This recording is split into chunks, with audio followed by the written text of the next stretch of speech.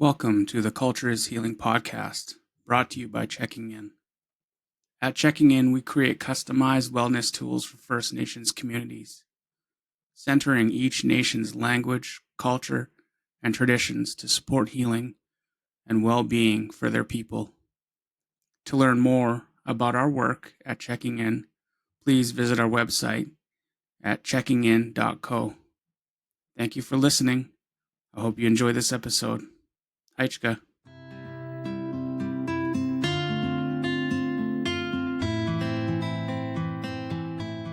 Aichquel, Ichuel, Anthapat Hokulitza, Nitstaminis, Halalt, Kowatson, Liaxon.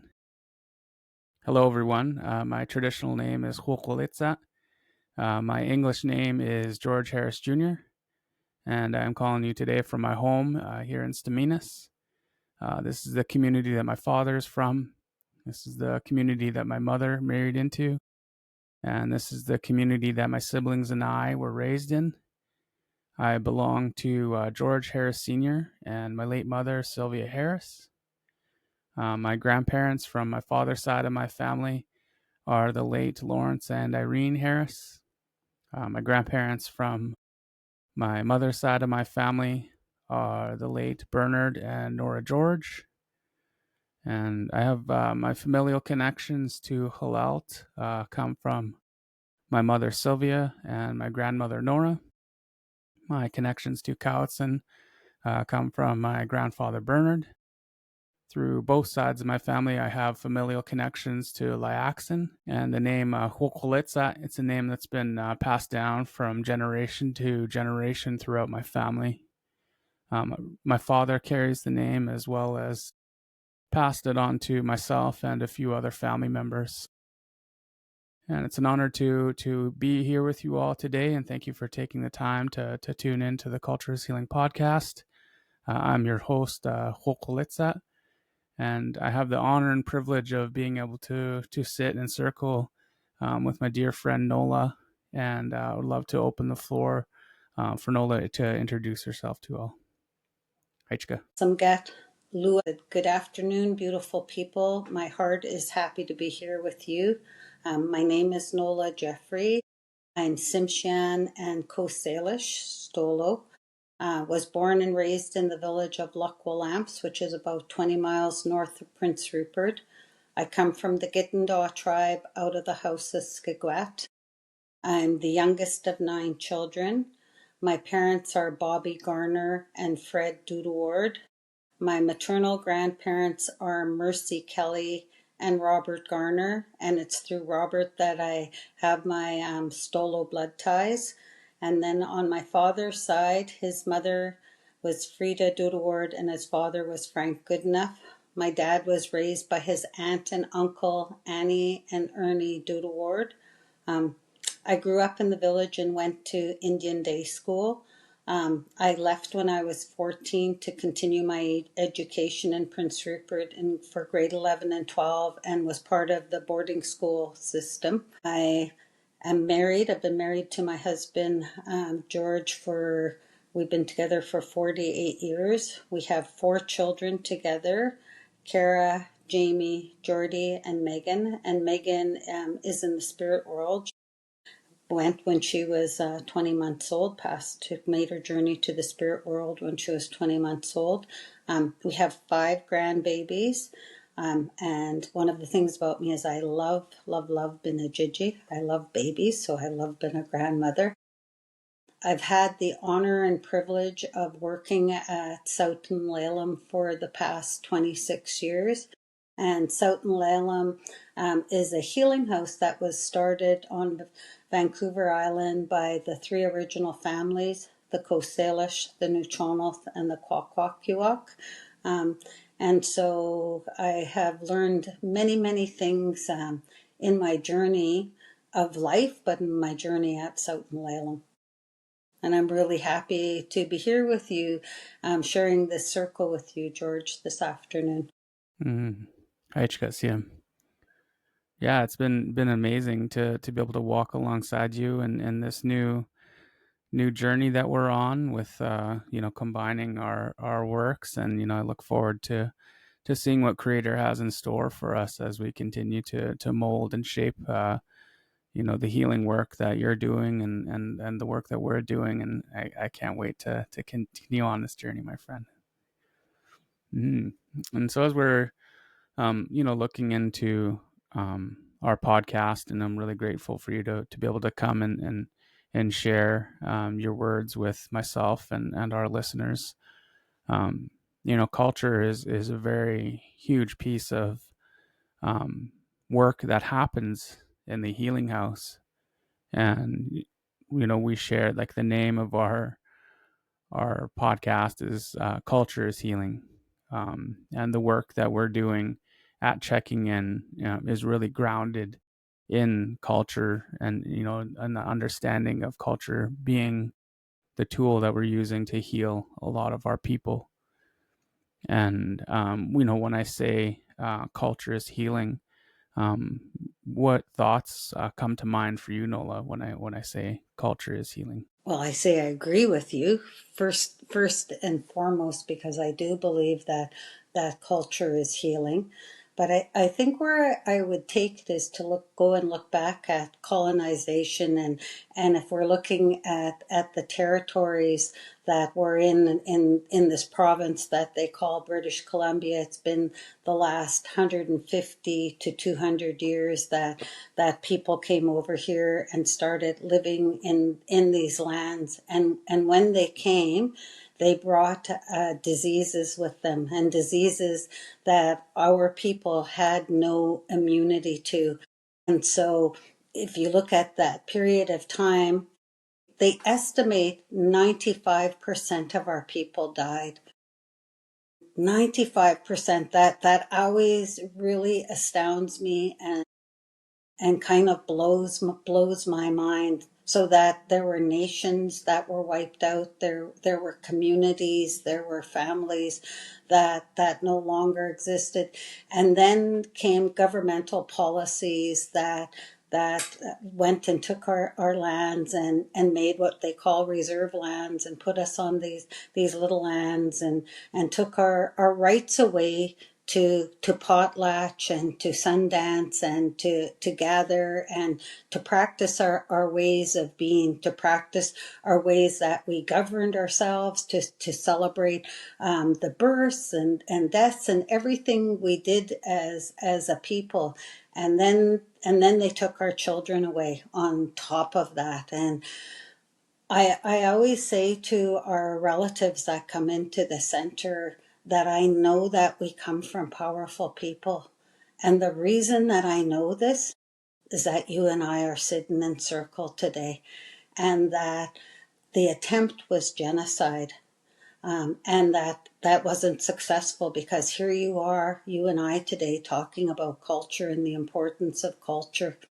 And I think for our ancestors, those ones that came before us, they did their very, very best so that we could survive, so that we could have a better life. And they did that in many, many different ways. Some went underground with our culture and with our ceremonies. And to those people, I am extremely grateful. Some adopted non-Indigenous ways. They adopted religion, but what I think they did is they brought our culture into those religious practices. That's what I believe, and that's how they were able to keep that alive. And some just turned the other way so that they could survive and try to become part of the dominant society. So many different things. And so if you ask me, George, I would tell you that I wasn't raised with culture. I would say that I wasn't. But I absolutely know today that isn't the truth, because I was raised with values, and those are values of caring. We were taught to care for other people, to make sure that when someone came into our home, that we were really good hosts, that we made sure that we fed them and that we visited with them, and that if we needed to find a place for them to sleep, we found a place for them to sleep, that we shared, and that we cared about our community, that we looked after each other. And I remember as a kid, we used to have all kinds of different events where we would come together and support the community. And we've always been really good, and still to this day, in supporting when we have had a death in our community. And we have our own insurance policy to make sure that we're taking care of that loved one and their family, and lots of protocols on how you take care of that family, and who does what and when they do it and how they do it. That's something that I think maybe it's not intact, but it's pretty intact from what it was culturally. And that's about making sure we're looking after each other. And I remember when I went back to school in 1994, and I decided that I really wanted to study the Tsimshian people and study who we were. And I didn't want to go into the books. I wanted to talk to people. And I talked to my mom and my dad, and I talked to my aunts and my uncles, and my uncle Libby. My uncle Libby was raised by, and my mom and my uncle Lawrence were raised by their mother's mother. So was their great grandmother, that then my great grandmother. And she had a lot of knowledge and a lot of teachings that were passed down, and that were passed down to us as kids, like just like your grandma Nora. You know what? Your grandma Nora came to Tsow-Tun Le Lum when Tsow-Tun Le Lum's doors first opened. And today, those teachings that she gave us, that she gave the staff back then, we still carry those teachings forward. And I'm really grateful, George, that you reminded me to light my candle. And I know this, but I just had a little bit of an upset before I came on to this podcast with George. And I really thank you, George, for that reminder of the candle, and how the candle is helping to ground me, and that's the connection to Creator. That's the connection to the other side, and that it's here to help protect me. And so I'm going to go back to culture is healing, that all of us as human beings need to know that we belong. Like, that's really, really important, that we belong. And even when you and I both did our protocol, we told everyone listening who we belong to. We know where our roots come from. And because of colonization and people getting separated and taken away and put into foster care and the 60 scoop, not everybody has that. They don't know where they come from, and they don't know who they belong to. And they don't know, just like I'm talking about your grandmother Nora and my grandmother Esther, who passed on teachings of how we carry ourselves in community, how we carry ourselves when we go out in the world, and how we're meant to support and look after each other. Those are really important cultural teachings. How when someone comes into our house, the first thing we do is we're offering them food, something to eat, something to drink, because that shows that we're welcoming them, that they're important guests in our home, and we want to make sure that we take care of them. So I had to relook at what I would say that I didn't have culture. I absolutely did have culture, but it was masked in the United Church. It was masked in many different ways, but coming to Tsow-Tun Le Lum taught me, and I got taught by so many people I couldn't even name them all, and people I never ever met, like your grandmother, who I felt I've met because I've heard those teachings time and time again. That's helped set a really good solid foundation.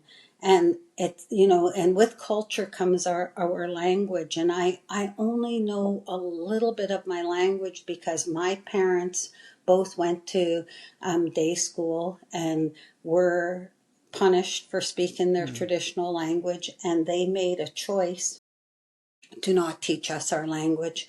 My mother and father were both fluent speakers. They used to have arguments about who was the better speaker, and it was their secret language. That was how they spoke when they didn't want us to hear something. So I can recognize the language, but I'm not able to decipher what someone's saying, and I only have little bits and pieces. But what I've been told, and it's hard for me to wrap my mind around it because I don't speak the language, but that the culture and the language are intertwined, Mm-hmm. that they're interconnected. And I guess in a way I know that because some of the words I know, I can't translate what I really mean into English when I'm trying to explain something. Like we have a word called edzics, and edzics is kind of like when you're fussy, but it's not really when you're been fussy. So it's really hard for me to explain, and that's just one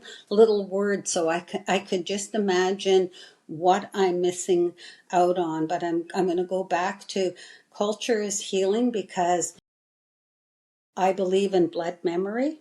Mm. Really, really, what they call epigenetics. I believe in blood memory, and I think things have been passed down at a cellular level. And some of those things, some of the things that have been passed down have been the pain, but also the gifts. We've been passed down gifts, and that knowing. We all have, as human beings, we all have a knowing. We all have things that resonate with us. And so when we're, and I can't, each of us have been given teachings on how to live our lives and how to Mm. not live our lives. And when we're following those teachings, and for me, one of the most important things is love. Like Mm. love is so important. And they've proven now that love has the highest vibration. Like science actually catches up a little bit to what our ancestors, what our people already knew. And so that everything has significance, everything is interconnected.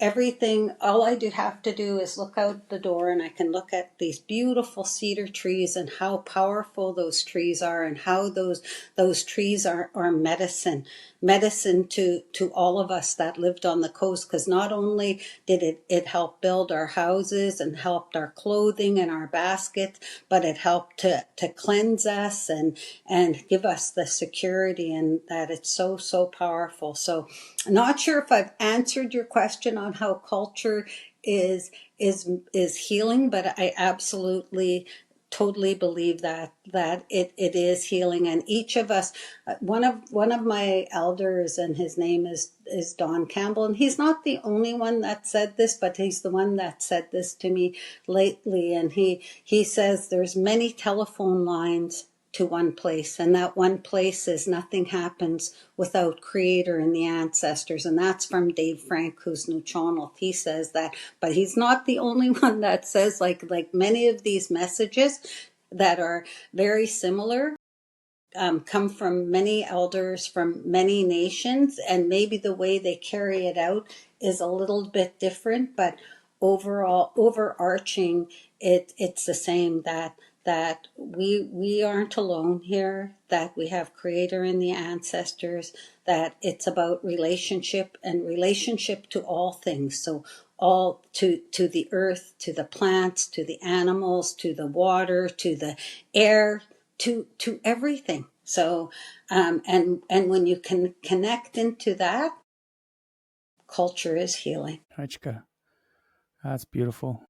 Yeah, and I know, I get to see, the culture bringing healing, because my sisters are often, doing work in the house, and doing work for relatives outside the house as well, and carrying on those traditions that have been passed on from our grandmother and our mother. And yeah, it's really beautiful to see. And I love hearing, when you're saying, culture is healing, and it's not always about, the big grand ceremonies that we do get to host, but it's, sometimes it's the little things that matter, the hospitality, the sharing of food, and some of those small things that aren't big grand gestures of ceremony, but they are definitely part of our culture.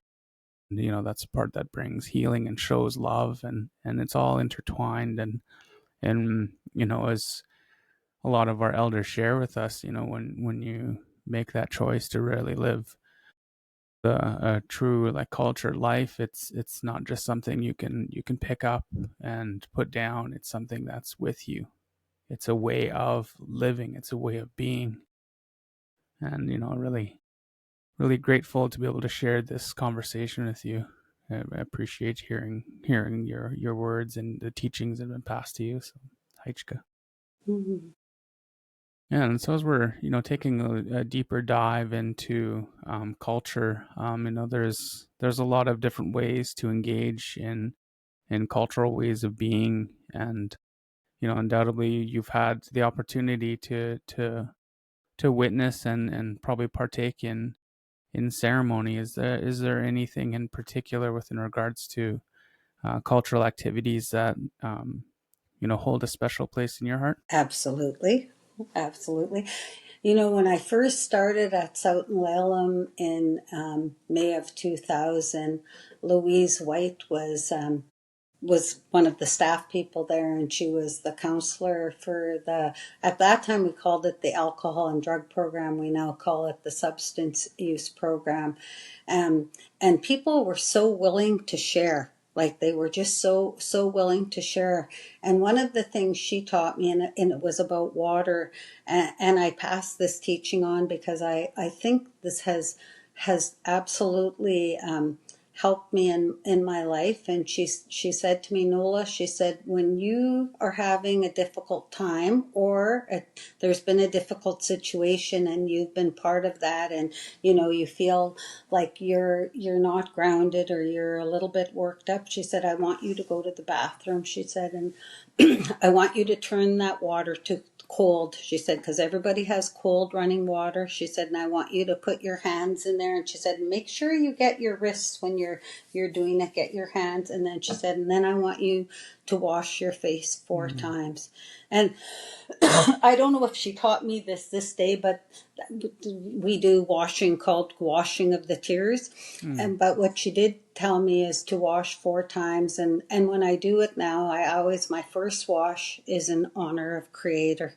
mm, My second wash is in honor of the ancestors, those ancestors that walk with us and are there and around us, and more than willing to help us. The third wash is in honor of the territory I come from, and the territory that I happen to be on at mm, that time, to give gratitude to the land.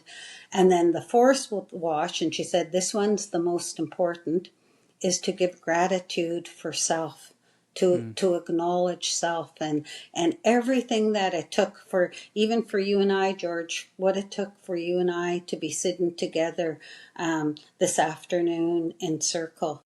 And so getting to talk about, I can tell you the benefits of cold water. We have something in us called the vagus nerve that helps with controlling our emotions. And if it's really low, we can be in depression, and if it's really high, we can be in anxiety. And it helps us to um, to get back to not neutral, but to either bring it down or to raise it up, whatever's needed, and cold water helps do that. The other thing is, if we've had tears, and this has been scientifically proven, that if I had tears, you told me something really funny right now, George, and I started laughing really hard. Most of that would be salt water. So joy with a little bit of pain. But if I started processing the death of my daughter, that's going to be mostly pain. That would come out. So they said they measured a teaspoon of tears from that kind of pain, and that apparently there's enough toxins in there to kill a rat. So you don't want those tears left on your face. So this is the other reason why washing with mm, cold water is so helpful, because it helps to ground you, and it helps to cleanse you, and it helps to get you your whole system more calmed down, your nervous system calmed down. So mm, I love cold water. Even better still is to go into cold water bathing. So mm, we're just in the process of getting our spiritual pond in at Tsow-Tun Le Lum, and I'm very anxious for that to happen because I do participate in cold water bathing. I feel like it helps. I think when we're in the field or doing the work that we're doing, and it's funny you were talking about cultures and something we just pick up now and then it's part of our life, and that's how Mm-hmm. I feel. What I do at Tsow-Tun Le Lum, it's part of my life. I call it work, but it's not really work either, and probably because I love it and I feel like the reason that Creator brought me here right now at this time was to be in service to our people, and that's a huge honor. If I can walk beside someone and help lift them up, and show them, just like I'm looking at this beautiful candle, show them that light that burns inside of each of us. And sometimes when things are heavy, that light can be really, really dim. But if we can take off and shed some of that's the things that we carry. And sometimes we carry other people, like me as a helper. Sometimes I'm carrying other people's stuff. And so Mm-hmm. that's why it's so important to go to the water and have that morning bath, and Mm-hmm. pray to Creator and pray to the ancestors, and set an intention of what I want to let go of, but what do I want to also cultivate in my life? What do I want more of in my life is really, really important. And just like having, like, I feel so grateful, George, that I'm surrounded by so many what we call cultural support workers. Some people call them healers. They don't call themselves healers or traditional practitioners, but I am very blessed that I have so many of them around me. And you've said something about your sisters and the work that they do, and part of the work that they do is that they ensure that that we are keeping our building in really good shape, and that's by doing a building cleanse. And we do those building big cleanses quarterly, Mm-hmm. because when people come to us and our people come in, relatives come in, they're in so much pain and they're releasing that pain there. I know one of the elders had, this is the message that I received, that the elders, it's an energy, right? Everything is energy. There's positive and negative energy, and obviously pain has a lot of negative energy, and that when it's released, it sticks to things. It sticks to the floors, it sticks to the walls, it sticks to the chairs. Mm-hmm. And that we have many people that traditional, the cultural people that come in and they cleanse it. They cleanse it by using tree medicine. They cleanse it by using the candle. They cleanse it by using smudge or sage or whatever those medicines are, that whole team comes in. And then we make sure that we have our candle going, just like the Mm-hmm. smudge going every day in the building to help absorb some of that energy and send the light out. And we have medicines up in the building to take care of that, and we need to make sure. And for me, that's really, really important. As the leader, I need to make sure that I'm taking care of our home. I need to make sure that I'm taking care of my team. I need to make sure I'm taking care of my relatives and the elders and anybody else that decides that they want to come into our building. And some of the feedback that I get often from people coming to Tsow-Tun Le Lum is they tell me how good it feels there. It feels so good here. It feels so loving and peaceful and like really positive things. And I think that's because of the medicine that's in the building. That's because of those ancestors that have been welcomed in by the Cowichan people to come and help their relatives. I think it's also because of the team that comes in there with a good heart and good love. And then it's community that sends us so much prayers, like Mm-hmm. so many prayers. I could probably talk on this subject because I've only touched on two kind of ceremonies, and there are many ceremonies, like a brushing and having a brushing. And I think honestly, as it's so funny, sometimes I'm out in community, and sometimes people are scared of what they don't know, right? Mm-hmm. And also people were taught that our ways were not good ways. I'll just put it that way, that they weren't safe ways. And that got ingrained and brainwashed into even our own people, right? Are sometimes scared of it. But sometimes I offer people a brushing, and one of the ladies just recently said, "Yeah, I did one about 3 years ago. I'm good." And I was like, "So you take a shower every 3 years?" Mm. Because what a brushing does, and again, it goes to all of us. Everything in this world is made up of energy, that there's positive and negative energy.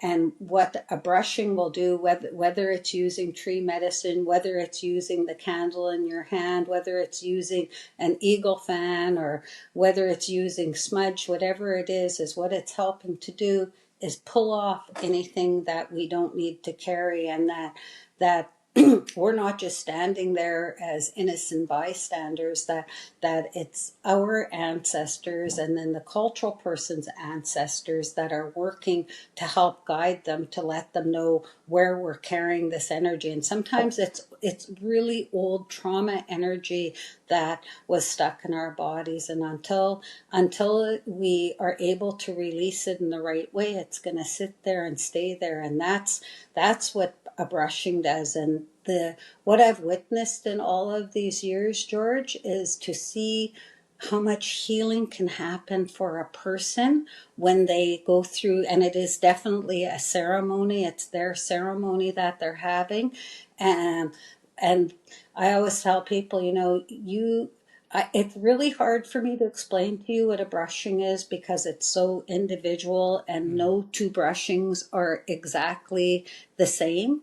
Mm. But what I can say is that you are going to feel so much better after the brushing than you Mm. did prior to the brushing. And I've never, ever in all of these years had anyone ever tell me I feel worse. That's never, ever happened. And I think the, the biggest comment, because when I'm there, I like to check in on people. What people tell me is I feel lighter. I Mm. had no idea how much I was carrying. I had no idea how much this was weighing me down. And Mm. they're just so grateful and thankful to have been able to participate in their own ceremony to let go of some of that stuff that they don't need to carry.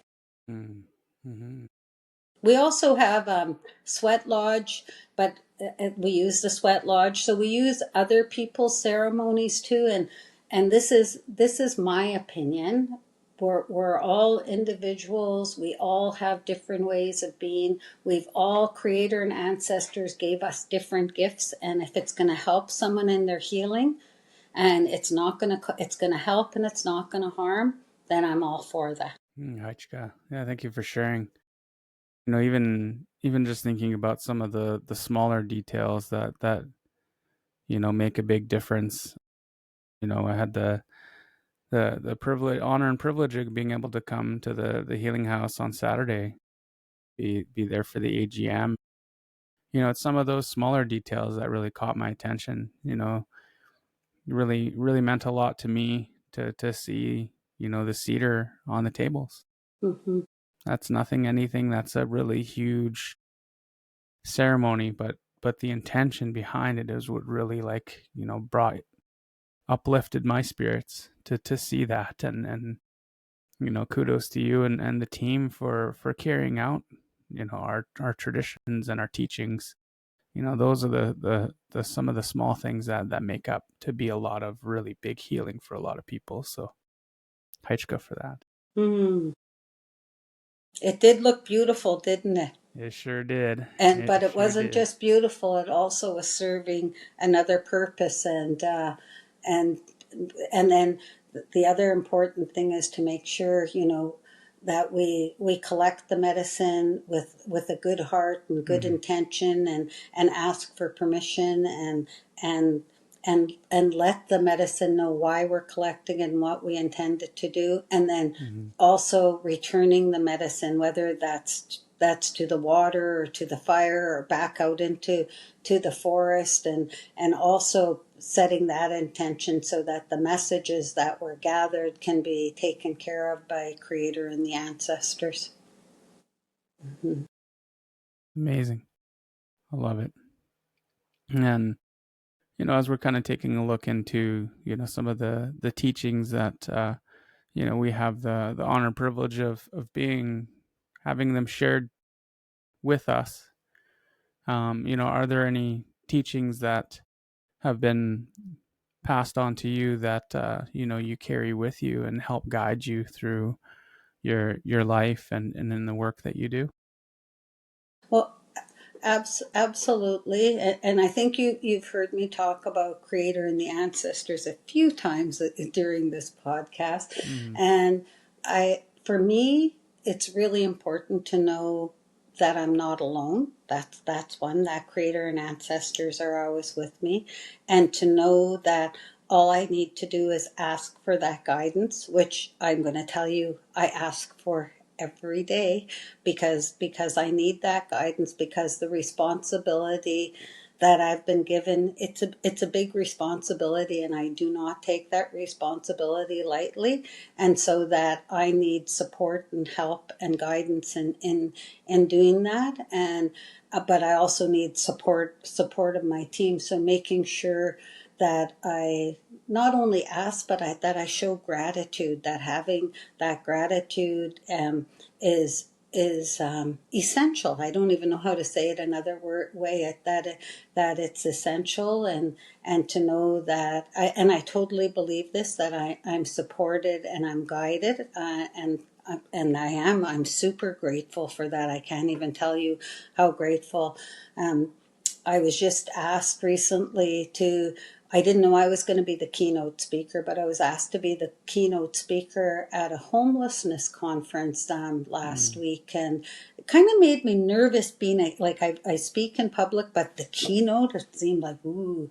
And then I had to talk to myself, and I said, Nola, honestly, you were never doing this alone, that you always go and ask Creator and the ancestors to guide you. So I don't try and prepare anything ahead of time. Not that I don't put some thought into it, but I definitely have a conversation with Creator and the mm, ancestors. And what my request is that they use me as a vessel to bring forward the message that they feel that the people need to hear, that the message that they want me to deliver. So for me, that's really important. And the other thing that's really important to me, I talked about cleansing, but I want to talk about protection, mm, and to make sure that I am taking care and protecting, not just my physical, but my spiritual and my emotional and my mental, that it's really, really important for me to do that.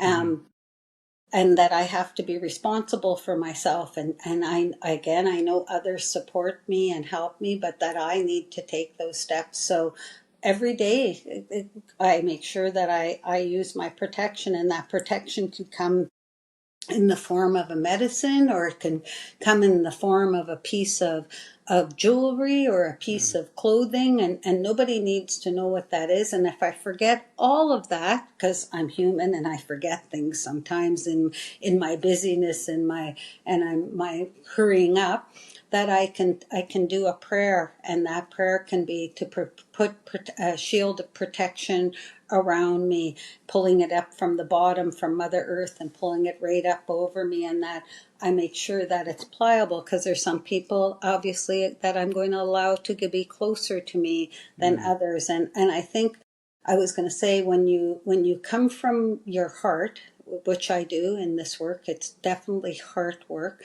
That when we have big hearts, we need to make sure that we're protecting ourselves, that we have something in there as a boundary to make sure that we're taking care of ourselves. And then I know I talked about cleansing of the house and cleansing mm, and brushing and cleansing and water, but I was talking about that energy, and that it sticks to our clothing. And so even when we get home, it's important to get out of that clothing if we've had a really heavy, tough day, and make sure either that clothing goes into the wash if it can't, and if not, then that it hangs outside for 4 days, and that we get in the shower and we literally wash with the intention of washing off whatever we carried that day. I think that's kind of kind of, if I was going to do some teachings, those are some of the teachings that I would like to share, because I think that's really important for self-care. Yeah, thank you for sharing, Nola.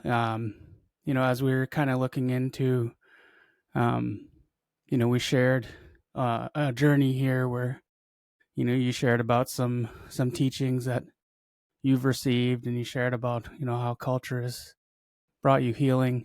And the last piece I'd like to bring forward is for you now to share some words of advice or some teachings with the listeners of our podcast. Okay.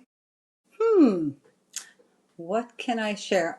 I think, not I think, I know that it's really important that we take care of ourselves, and that as much as our family and our coworkers and whoever else can support us, that we need to ensure that we're doing that for ourselves. And it can be in those small little details, like taking 5 minutes just to go outside and ground your feet and breathe the air, and maybe touch a plant, touch a tree, whatever that is. Or like going to the bathroom and using that cold water to wash your face and your hands. Or maybe it's just sitting with a friend and having a coffee, and whatever it is, in all of those small ways, to make sure that you take care of yourself. And I know my instinct is to take care of others first and foremost. And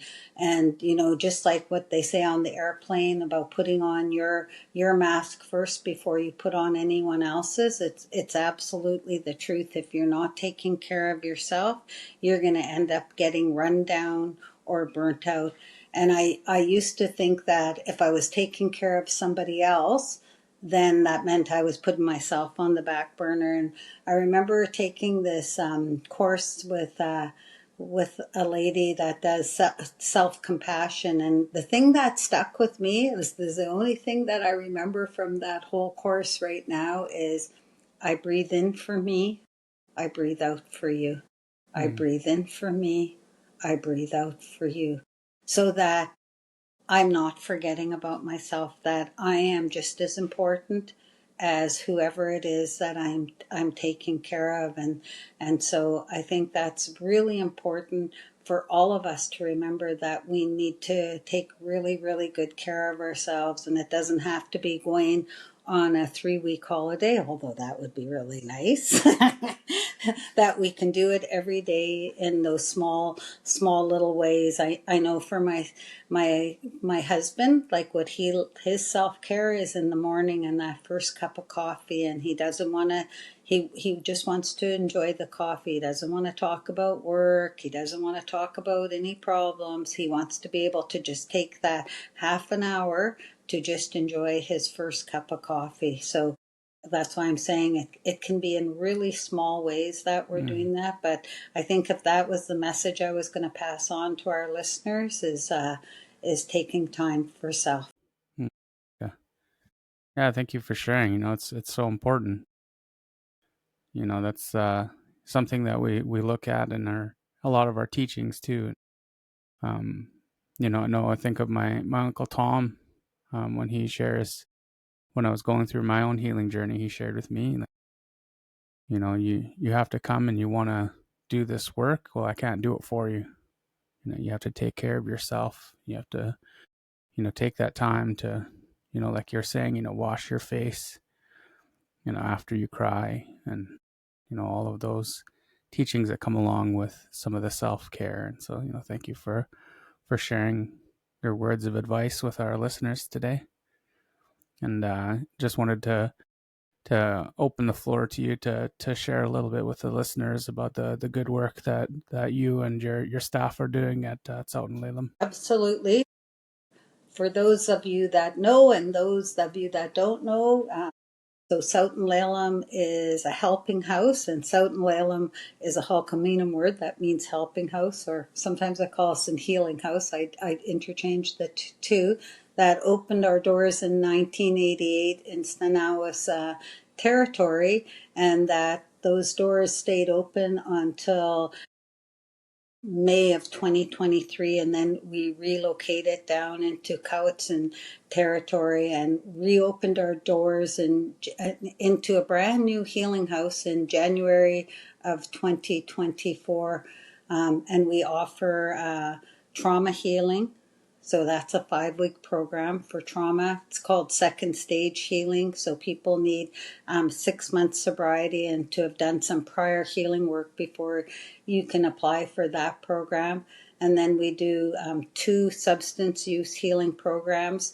We ask for 2 weeks sobriety.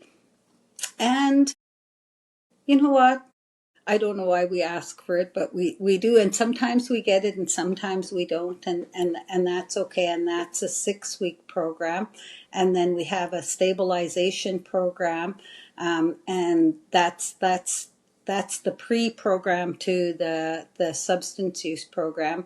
And people can be in that program for up to 3 weeks if they need it longer than 3 weeks. And generally, I would say people are in sometimes life and death situations when we bring them into the stabilization program, and they're detoxing, and we don't do medical detox. So if they do need a medical detox, we've been working with Cowichan District Hospital, and they'll go into the hospital for the medical treatment, and we'll keep their bed open, and then they'll come back to us. And the plan is that they'll finish the stabilization program and go on to the substance use program. And then just this year, we added an 8-week virtual aftercare program. And so that people come in pods, and so that they'll meet in pods. And then sometimes because while they're in the house, we could have 4 different groups in the house, up to 32 relatives in the house. And there's times that they come together. So first thing in the morning, they go into the spiritual room with the elder that's living in residence for the week and the counselors, and they do their own check-in, and then they're back in as a big group in the afternoon to do elders teachings at 1:00, and then they all do yoga together in the evenings, or they go to meetings. So there's times they're all together, and sometimes we'll do like a welcome home ceremony to welcome everyone, not only to Tsow-Tun Le Lum, but home to this home, the body that we live in, because we were sent out in so many different ways from our homes and our communities, and we have an elder that'll come in and do that ceremony with them. So there's many different times they're together. So we'll do a whole group, a big group in the aftercare program, and we'll bring elders in, and we have somebody that comes in every Friday and does breath work with our relatives, because when we've had trauma in our lives and other things, we don't properly breathe. We don't use our whole systems to breathe, and we're breathing right from our chest, instead of, if you watch a brand new baby, how a brand new baby knows how to breathe. Their whole little bellies are going, they breathe way down there. So Tyler comes in and teaches them about breath. We have clinical counselors that come in. We have cultural people that come in and do ceremony. And then the other thing we have is a support line that people can call Monday to Friday, 8 a.m. to 8 p.m. and on the weekends and stat holidays from 10 to 2. And we triage the calls, and then we'll connect them with cultural support or a counselor. And that phone number is 1-888-403-3123. And then the exciting thing that we're working on with checking in, and it's in process, is we're creating an aftercare app. And I'm very excited about it. It's in progress, and we're slowly adding things to it, and have gotten feedback from some of the relatives on what they'd like to see. But it's so when people go home and it's 2 or 3 in the morning and they're really struggling and having a hard time, that they can open this app and maybe they're going to listen to one of the elders' teachings. Maybe they're going to listen to a song. Maybe they're going to get Tyler to do some breath work, or maybe it's messages from other relatives that they want to hear. Or I'm not sure what it is that resonates with them, but I love the idea of it, and I know how well the support phone has worked. So nowadays everybody pretty much has a cell phone, and so to be able to open that app and have it at your fingertips, or maybe it's just they're doing a daily reflection every day, maybe that's become part of their routine for their self-care. So anyway, I'm excited. My whole point is I'm excited about this app, and I see the possibility and the potential for it. And so yeah, just really looking forward to that. And then the other thing that we do is we have an RHSW cultural support team, and our jurisdiction is Vancouver Islands for our communities. And we go out and we send our teams out to do support work. And sometimes we get called when there's a crisis, when something's happened in community and everyone's impacted and they need somebody else to come in and support the community. Sometimes maybe they're having an elders conference, or maybe they're having a youth conference, or maybe they're having a wellness day and they just want some support, or it's an individual that's having a hard time and they need some cultural support, or they need their home brushed, or maybe it's a big event and they want cultural support, because we get called to lots of big events. If we get called off the island, we have to invoice for that. And if we get called by non-Indigenous community, because non-Indigenous community does use our support also, then we will invoice for that too. So that's kind of the work that we're doing at Tsow-Tun Le Lum right now. Yeah, Haichka. Yeah, thank you for sharing and for all the good work that you and your staff are doing. And also just want to say Haichka, for taking that message from me when my sister Daniela and I shared that conversation about aftercare and bringing our work together. And thank you for trusting me, and thank you for trusting checking in for this collaborative work we get to do together. And like I said, I'm really looking forward to continuing on in this journey together to promote healing for our relatives, utilizing the teachings and especially the love that is carried in the home that can be shared with relatives as they've journeyed back to their home communities, and they can carry that peace with them in their home community where they found strength and healing. So, Haichka. And then this is my little plug, if I can put a little plug in there, that to develop technology, it takes a lot of funding. And so if there's any of our listeners that have an idea or know where we can find funding to so that we can continue to develop this app, I know that we would really appreciate it. And the relatives that are going to be able to utilize this app will really appreciate it. So it was wonderful spending this time with you, George. I thank you for your thoughtful questions, and I'm hoping that I was able to share what you were hoping to hear, maybe. I'm not sure. Yeah, I'm really happy with our conversation, and I think Creator really guides us through a lot of this work, and really, I think guiding us through our journey and our work together as well. And obviously, my family is very intertwined in Tsow-Tun Le Lum, and so you and I will forever be intertwined in our journey and our healing journey for our relatives. And look forward to walking with you in this work, in our work, my work at checking in, and also in my family's work at Tsow-Tun as well. So Haichka. Mm. Yeah, thank you all so much for taking the time to come in and sitting for mine and Nola's conversation. And I look forward to catching you all in the next one. Take care, everyone. Yeah. Hey, what?